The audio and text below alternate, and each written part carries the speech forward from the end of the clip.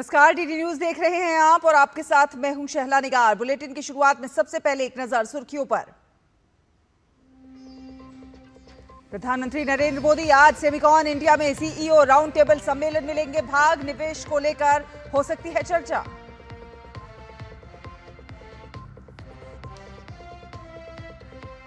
बिहार चुनाव को लेकर गृह मंत्री अमित शाह ने दिल्ली में आज बुलाई बीजेपी नेताओं की बैठक। दोनों डिप्टी सीएम होंगे शामिल।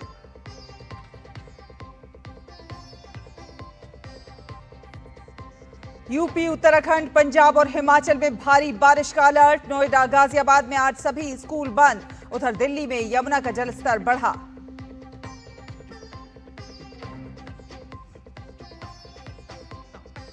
दिल्ली में आज से जीएसटी परिषद की बैठक। जीएसटी में रिफॉर्म पर होगी चर्चा। वित्त मंत्री निर्मला सीतारमण बैठक की करेंगी अध्यक्षता।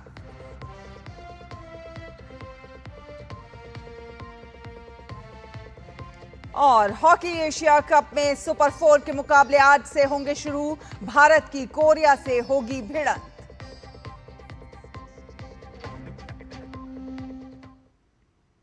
तो लगातार हो रही बारिश और बाढ़ से उत्तर भारत का हाल बेहाल है। आपको दिखाते हैं तस्वीरें जो कि हालात का हाल बयान कर रही हैं। आपको 6 तस्वीरें दिखा रहे हैं हम। हिमाचल प्रदेश, उत्तराखंड, दिल्ली, पंजाब, हरियाणा या फिर जम्मू कश्मीर, हर जगह इन तस्वीरों में देखिए सिर्फ जल प्रलय ही प्रलय दिखाई दे रहा है, नजर आ रहा है। जनजीवन पूरी तरह से प्रभावित है। हिमाचल प्रदेश का हाल बेहाल है तो उत्तराखंड का हाल भी कुछ ठीक नहीं है। हरियाणा, पंजाब भी इससे अछूता नहीं है। बारिश ने जनजीवन को प्रभावित किया हुआ है। दिल्ली में भी बारिश का असर साफ देखा जा सकता है। यमुना का जलस्तर जो है वो बढ़ गया है।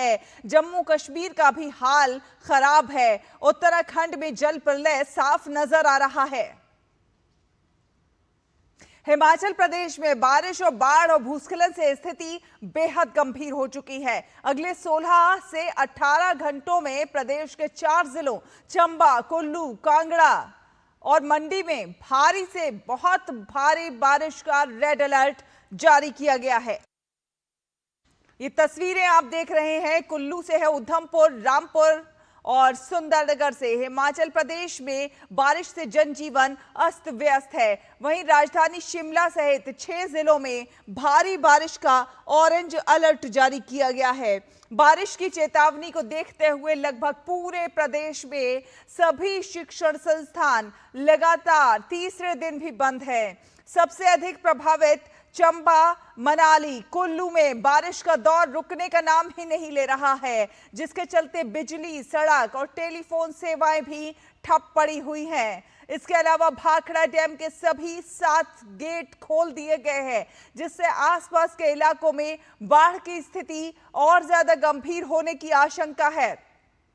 बारिश और जगह जगह भूस्खलन से स्थानीय लोगों को बुनियादी जरूरतें पूरी करने में काफी दिक्कतों का सामना करना पड़ रहा है। इसके अलावा सड़क मार्ग क्षतिग्रस्त होने से समस्या और बढ़ गई है। गौरी और जोरी, रामपुर गांव में बारिश से सड़क मार्ग को काफी नुकसान पहुंचा है। इसके अलावा विश्वकर्मा मंदिर का एक हिस्सा नोगाली के पास हाईवे पर ढहकर गिर गया है।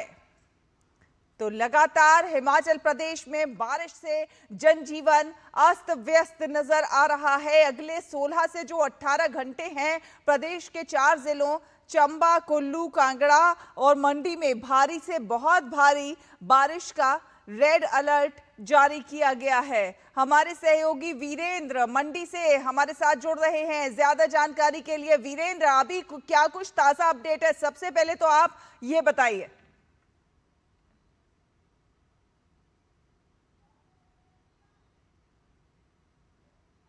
देश में बारिश का खासतौर पर मंडी जिला की बात करें तो मंडी जिला के लोग जो है वो इस बात को लेकर तरसते हैं कि कब उन्हें सूर्य देवता के दर्शन होंगे, क्योंकि लगातार बारिश की जो बौछारें हैं यहाँ पर गिर रही हैं। नेशनल हाईवे बंद पड़े हुए हैं। बहुत से स्कूल है जहाँ पर आज छुट्टी घोषित कर दी गई है। पूरे मंडी जिला में अगर हम कहें तो सिर्फ सदर उपमंडल को छोड़कर बाकी जितने भी बाकी उपमंडल 11 उपमंडल है वहां पर जो है वो छुट्टी घोषित कर दी गई है। लगातार तीसरे दिन आज भी जो शैक्षणिक संस्थान है वो बंद है। मंडी जिला में जो बाद में बारिश हो रही है, जो आज लगातार चौथा दिन है, इसके कारण अभी तक जो है वो 6 लोगों की दुखद मृत्यु का समाचार जो वो प्राप्त हुआ है। जिसमें सबसे बड़ा हादसा जो है वो मंडी जिला के सुंदरनगर के जंगम बाग से हुआ है। यहाँ पर पिछले कल एक बहुत बड़ा लैंडस्लाइड हुआ और 2 घर इसकी चपेट में आ गए और उन 2 घरों में जो 5 लोग थे वो तो कार का ग्रास बने ही, लेकिन इसके अलावा वहां सड़क से जो एक स्कूटी पर एक व्यक्ति गुजर रहा था उसकी भी दुखद मृत्यु हो गई है। और इसके अलावा जो जानकारी मिली है कि वहां पर एक अन्य गाड़ी है जो मलबे में दबी हो चुकी है, उसको लेकर वहां पर जो है सर्च ऑपरेशन लगातार जारी है। पिछले पूरी रात से सर्च ऑपरेशन जारी था और अभी भी सर्च ऑपरेशन चला हुआ है। 6 शव जो है वो तक बरामद किए जा चुके हैं। इसके अलावा मंडी जिला के जोगिंदरनगर उपमंडल में भी तकरीबन 15 से 16 घर जो है वो खतरे की जद में आ गए हैं। वहां पर जो प्रशासन ने उन घरों को एहतियात के तौर पर जो है वो खाली करवा दिया है। हालांकि वहां पर लोगों को पहले सुरक्षित बाहर निकाल दिया गया है। नेशनल हाईवे की बात करें तो चंडीगढ़ मनाली नेशनल हाईवे मंडी जिला के पंडोर से लेकर औट तक जगह जगह पर लैंडस्लाइड, पत्थर आने से और ब्यास नदी का जलस्तर बढ़ने के कारण जो बंद पड़ा हुआ है। मंडी से कुल्लू वाया कटौला जो एक संपर्क मार्ग जाता है वो भी जो है बंद पड़ा हुआ है। बहुत ज्यादा बारिश होने के कारण जो ब्यास नदी का जलस्तर है या फिर अन्य नदी नालों का जलस्तर है वो इस वक्त बहुत ज्यादा उफान पर है। खतरे के निशान से सारी नदियां और नाले जो है वो इस वक्त बह रहे हैं।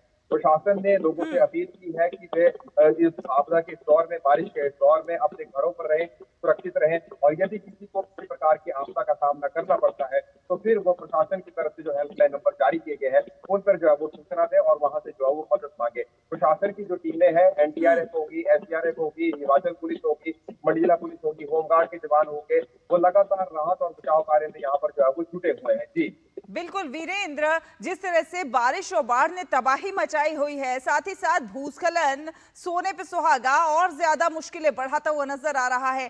कौन कौन से ऐसे एरिया हैं जो कि क्या इनको चिन्हित किया जा सकता है कि ये भूस्खलन प्रभावित हो सकते हैं, आने वाले समय में यहाँ पर पहाड़ी दरक सकती है, उस लिहाज से लोगों को बोला जाए कि भाई इन एरियाज को आप अवॉइड करें, इन एरियाज में ना जाएं, क्या इनको चिन्हित किया जा सकता है? शैला, अगर इस बार के मानसून की हम बात करें तो हिमाचल प्रदेश में सबसे ज्यादा जो डेंजर जोन रहा वो मंडी जिला ही रहा। मंडी जिला में काफी ज्यादा नुकसान हुआ। जब मानसून की शुरुआत हुई तो 30 जून के करीब जो है वो जो सराज विधानसभा क्षेत्र है, पूर्व मुख्यमंत्री जयराम ठाकुर का जो गृह क्षेत्र है वो काफी ज्यादा प्रभावित हुआ। वहां पर तकरीबन 1000 से अधिक लोग जो है वो घर से बेघर हो चुके हैं और 30 के करीब लोगों की दुखद मृत्यु हुई है। और इसके अलावा इसी प्रकार से बाकी जिला के, जैसे हम कह सकते हैं गोहर उपमंडल है, करसोग उपमंडल है, धर्मपुर उपमंडल है, इनमें काफी ज्यादा नुकसान जो है यहाँ पर हुआ। मंडी शहर में काफी नुकसान हुआ, यहाँ पर 3 लोगों की दुखद मृत्यु हुई। अब इसके बाद सुंदरनगर उपमंडल जो है इसकी चपेट में आया है। तो इस प्रकार से हम कह सकते हैं कि पूरा जिला जो है वो इस वक्त जो है उस तरीके से आपदा ग्रसित हो चुका है और डेंजर जोन जो है यहाँ पर आ चुका है।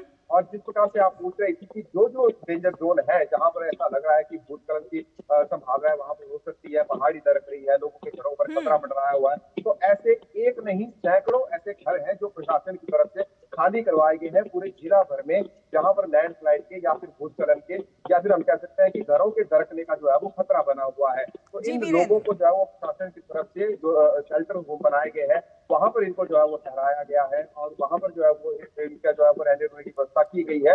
और जहां पर खतरा बना हुआ है, जहां पर लैंडस्लाइड हो सकता है और खतरे की जद में जो घर आए हुए हैं वहां पर एहतियात के तौर पर उनको खाली करवा दिया गया है। पुलिस की निगरानी वहां पर रखी गई है ताकि कोई भी व्यक्ति जो ऐसे स्थानों की तरफ ना जाए। और लोगों से भी प्रशासन ने ये अपील किया है कि ऐसे स्थानों से बचें और घर पर रहें और सुरक्षित रहें। बिल्कुल, प्रशासन की ओर से लगातार प्रयास किए जा रहे हैं। आप अपनी नजर बनाकर रखिए, आगे भी जो अपडेट होगी हम आपसे अपने दर्शकों तक आपके जरिए पहुंचाते रहेंगे। फिलहाल बहुत बहुत धन्यवाद ये तमाम अपडेट हमसे साझा करने के लिए।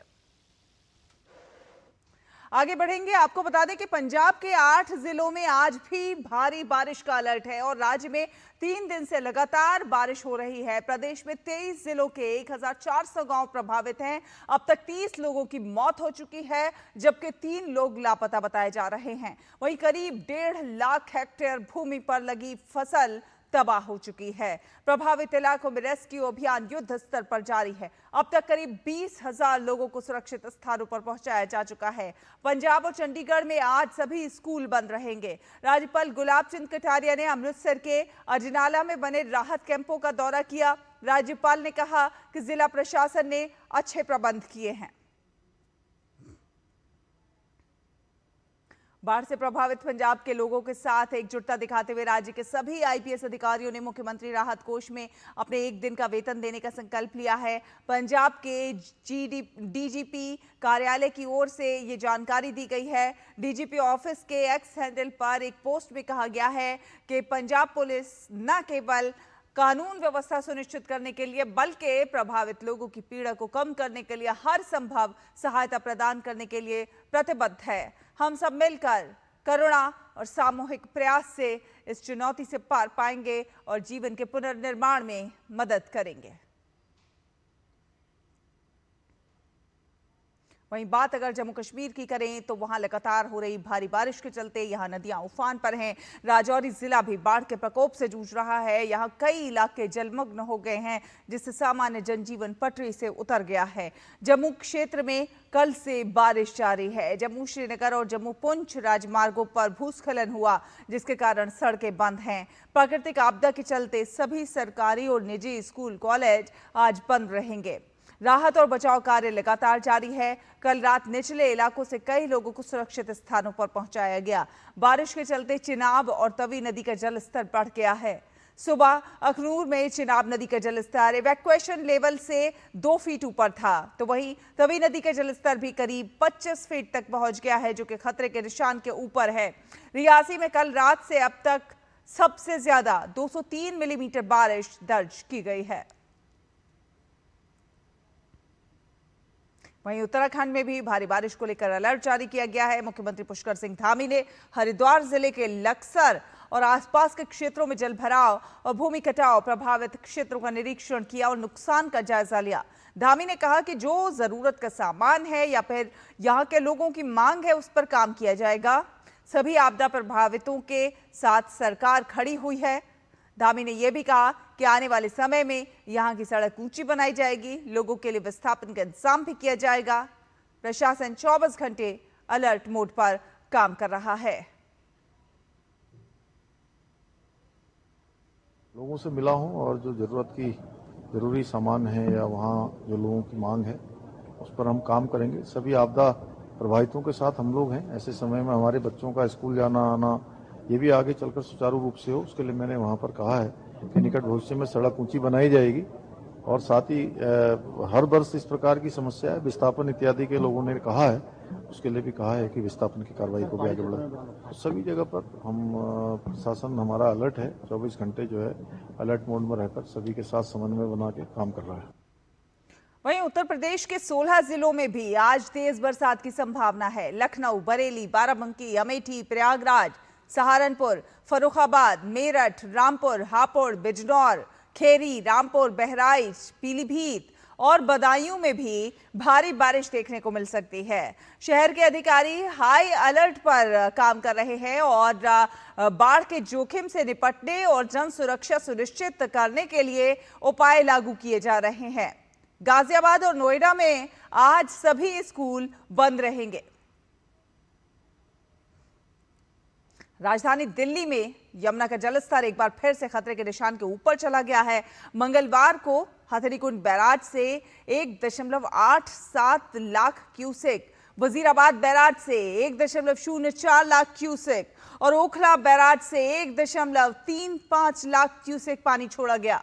लगातार पानी छोड़े जाने के बाद दिल्ली में यमुना का जलस्तर 206.45 मीटर के साथ एक बार फिर खतरे के निशान के पार पहुंच गया है। यमुना के पानी की वजह से निचले इलाकों में बाढ़ का खतरा और ज्यादा बढ़ गया है, जिसे देखते हुए प्रशासन पूरी तरह से अलर्ट पर है। बाढ़ संभावित क्षेत्रों में अस्थायी शिविर लगाए गए हैं। इसके अलावा नदी के जलस्तर की निगरानी के लिए लगातार गश्त की जा रही है। वहीं एहतियात के तौर पर ओल्ड आयरन ब्रिज को अगले आदेश तक के लिए बंद कर दिया गया है। रुकेंगे एक छोटे से ब्रेक के लिए, लेकिन ब्रेक के उस पार जल्द वापस आएंगे और कुछ और खबरें आपके लिए। रिटायरमेंट के बाद लाल स्पोर्ट्स कार लूं या वर्ल्ड टूर? तू खाली पुलाव बना, मैं ऑर्डर कर रहा हूं। पुलाव नहीं, प्लान। लाइफ इंश्योरेंस का रिटायरमेंट प्लान, गारंटीड पेंशन के साथ। अब तेरे भाई के हर सपने होंगे पूरे। तेरी ये स्पोर्ट्स कार 2 सीटर है ना? सपनों को रखो सुरक्षित रिटायरमेंट प्लान के साथ। सबसे पहले लाइफ इंश्योरेंस। मेरी पसंद, मेरी पसंद, मेरी पसंद, मेरी पसंद, हमारी पसंद। हम सबकी पसंद। मजबूत देश का मजबूत सरिया हो गया स्टील। ब्रेक के बाद स्वागत है आपका। अब रुक करेंगे कुछ अन्य खबरों का। आपको बता दें कि प्रधानमंत्री नरेंद्र मोदी आज सेमिकॉन इंडिया में सीईओ की गोलमेज सम्मेलन में भाग लेंगे और सेमीकंडक्टर के क्षेत्र में हो रहे विकास पर चर्चा की जाएगी। इस दौरान कंपनियों के सीईओज भी अपने विचारों से पीएम को अवगत कराएंगे। इसके अलावा आज दूसरे दिन 4 सत्र आयोजित किए जाएंगे, जिसमें sustainability and workforce development, investment and state policy and implementation, compound semiconductor and display और सेमीकंडक्टर प्रोडक्शन क्रिएशन पर सत्र शामिल हैं। कल नई दिल्ली स्थित यशोभूमि में भारत के सेमीकंडक्टर इकोसिस्टम को गति देने के उद्देश्य से सेमिकॉन इंडिया 2025 का शुभारंभ हुआ, जिसका उद्घाटन प्रधानमंत्री ने किया। 2 से 4 सितंबर तक चलने वाला ये 3 दिवसीय सम्मेलन भारत में एक मजबूत, लचीले और टिकाऊ सेमीकंडक्टर पारिस्थितिकी तंत्र को आगे बढ़ाने पर केंद्रित है। कल प्रधानमंत्री ने साफ साफ कहा कि भारत आने वाले दिनों में सेमीकंडक्टर के क्षेत्र में ऐसी भूमिका निभाएगा कि दुनिया देखेगी।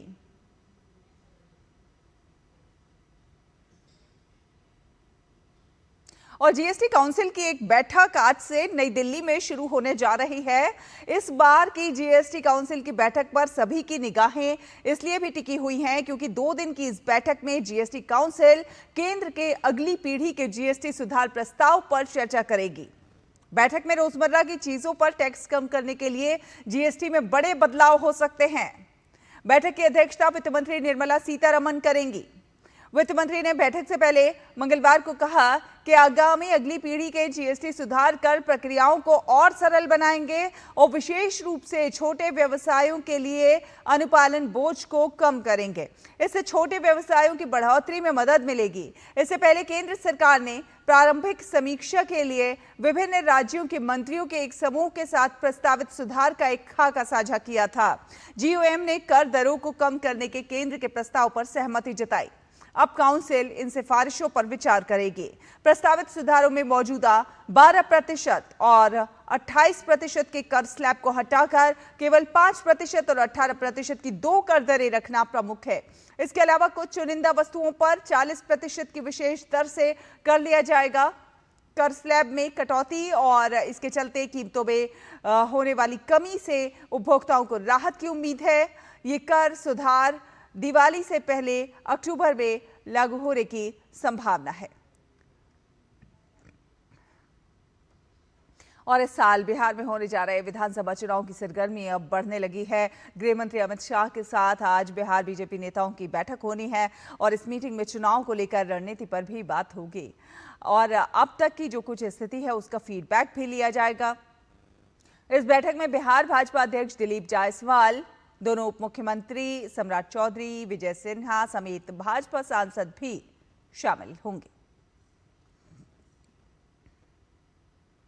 केंद्रीय वित्त मंत्री निर्मला सीतारमण ने 3 दिवसीय भारत दौरे पर आए सिंगापुर के प्रधानमंत्री लॉरेंस वोंग से मुलाकात की। दोनों नेताओं के बीच मुख्य रूप से व्यापार और निवेश, वित्तीय प्रौद्योगिकी, कौशल विकास, स्वास्थ्य और संपर्क क्षेत्र में व्यापक रणनीतिक साझेदारी बढ़ाने पर बातचीत हुई। दोनों नेताओं ने इन क्षेत्रों में सहयोग मजबूत करने पर सहमति व्यक्त की। केंद्रीय वित्त मंत्रालय ने एक्स पर कहा कि केंद्रीय वित्त मंत्री ने प्रधानमंत्री के रूप में भारत की अपनी पहली आधिकारिक यात्रा पर आए लॉरेंस वोंग का स्वागत किया। लॉरेंस वोंग की यात्रा भारत और सिंगापुर कूटनीतिक संबंधों की 60वीं वर्षगांठ पर हो रही है। ये दोनों देशों की साझेदारी को और मजबूत करने के लिए निरंतर प्रतिबद्धता की पुष्टि करती है। साथ ही साथ मंत्रालय ने कहा कि सिंगापुर की ओर से परिवहन एवं वरिष्ठ वित्त राज्य मंत्री जेफरी सियो और विदेश मामलों और व्यापार एवं उद्योग मंत्री गन सियो हुआंग भी बैठक में शामिल हुई।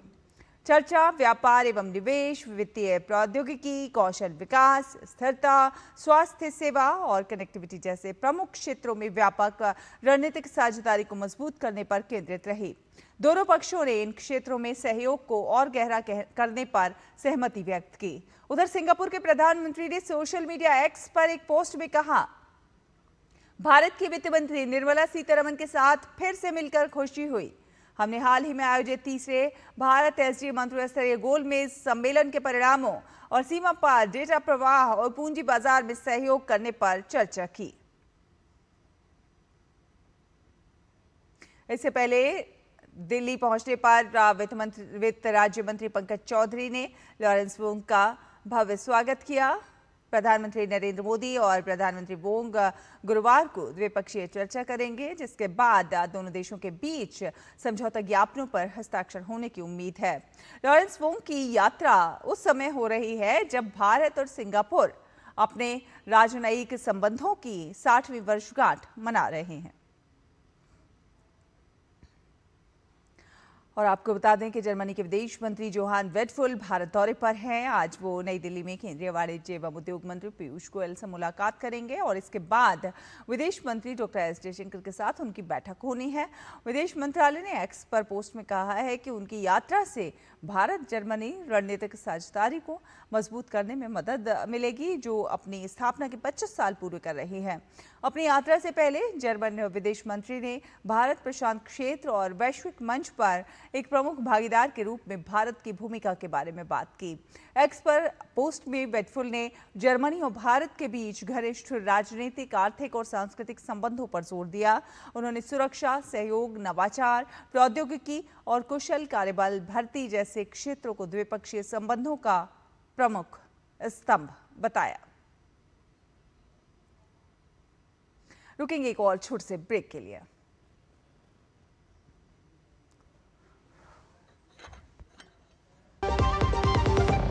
LIC लाया है unit linked insurance plan index plus. जीवन बीमा पाइए और निफ्टी स्टॉक्स के साथ अपने मार्केट रिटर्न्स को तेजी से बढ़ाइए। इस अट्रैक्टिव कॉम्बिनेशन के साथ अपना कल सुरक्षित कीजिए। सिर्फ 2500 रुपए मंथली प्रीमियम से शुरुआत कीजिए। आज ही LICindia.in पर जाएं। Work from home, high salary, बस एक क्लिक में। अरे वाह! अनजान लिंक्स पर क्लिक मत कीजिए। RBI कहता है, जानकार बनिए, सतर्क रहिए। ब्रेक के बाद स्वागत है। रुक करते हैं अंतर्राष्ट्रीय खबरों का। भारत ने भीषण भूकंप से प्रभावित अफगानिस्तान को मानवीय सहायता भेजी है। भारत ने कल 21 टन राहत सामग्री भेजी है, जिसमें कंबल, टेंट, स्वच्छता किट, जल भंडारण टैंक, जनरेटर, रसोई के बर्तन, portable water purifier, sleeping bag, आवश्यक दवाइयाँ, व्हील चेयर्स, हैंड सैनिटाइजर और जल स्वच्छ करने वाली गोलियाँ, शरीर में पानी और नमक की कमी को पूरा करने वाले ORS घोल और चिकित्सा वस्तुएं शामिल हैं। विदेश मंत्री डॉक्टर एस जयशंकर ने कहा है कि भारत स्थिति पर नजर बनाए हुए है और आने वाले दिनों में और भी मानवीय सहायता भेजेगा। अफगानिस्तान में कल फिर से भूकंप के झटके महसूस किए गए। अब तक 1411 लोगों की मौत हो चुकी है और 3000 से ज्यादा लोग घायल हैं। वहीं पाकिस्तान के क्वेटा शहर में एक रैली में धमाका हुआ है। धमाके हुए हैं और इस विस्फोट में 11 लोगों के मरने और 30 से ज्यादा लोगों की घायल होने की खबर है। ये बम धमाका पार्किंग क्षेत्र में उस समय हुआ जब लोग रैली खत्म होने के बाद बाहर निकल रहे थे। ये रैली सरदार अताउल्लाह मेंगल की पुण्यतिथि पर आयोजित की गई थी। सरदार अताउल्लाह मेंगल एक राष्ट्रवादी नेता और बलूचिस्तान के पूर्व मुख्यमंत्री थे। सरदार अख्तल मेंगल, जो कि अताउल्लाह मेंगल के पुत्र हैं, वो इस रैली में शामिल थे। फिलहाल वो सुरक्षित हैं। पुलिस अधिकारियों ने बताया है कि प्रारंभिक जांच में ये एक आत्मघाती हमला प्रतीत होता है। फिलहाल जांच जारी है। अभी तक किसी संगठन ने इस हमले की जिम्मेदारी नहीं ली है। बात करें खेलों की तो बिहार के राजगीर में खेले जा रहे हॉकी एशिया कप में सुपर 4 के मुकाबले आज से शुरू होंगे और सुपर 4 में आज भारत का सामना कोरिया से होगा। ये मैच शाम 7:30 बजे खेला जाएगा। भारतीय टीम ने अपने ग्रुप में शीर्ष पर रहते हुए अंतिम 4 में अपनी जगह पक्की की थी। भारत ने अपने तीनों लीग मैच जीते थे। इसी के साथ इस बुलेटिन में फिलहाल इतना ही। डीडी न्यूज पर खबरों का सिलसिला लगातार जारी है। आप देखते रहिए डीडी न्यूज। नमस्कार।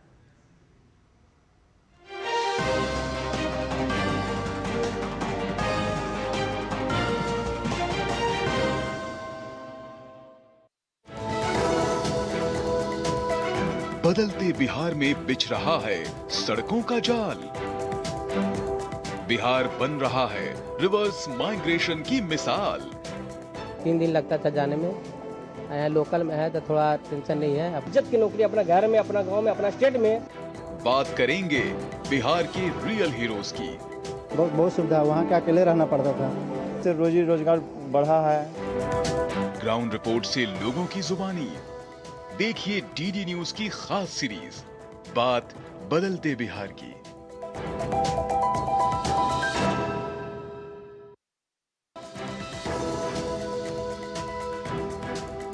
बिहार की जनता की नब्ज टटोलने के लिए अब हम पहुंच गए हैं शेरशाह सूरी की धरती रोहतास। आपको कोई स्कीम मिली है, कोई लाभ मिला है? लड़की के शादी हुआ है, वो लाभ मिला है। कार्ड बनल बा, ओकरो लाभ मिला है। युवा के मन में क्या चल रहा है? हम लोग का मोदी के सपोर्ट है। पहले घर से बच्चा स्कूल जाता था तो डर में लोग रहते थे कि अपहरण हो जाएगा। आज वो चीज नहीं है। नौकरी के लिए पहले घूसखोरी था, लेकिन अब नहीं है।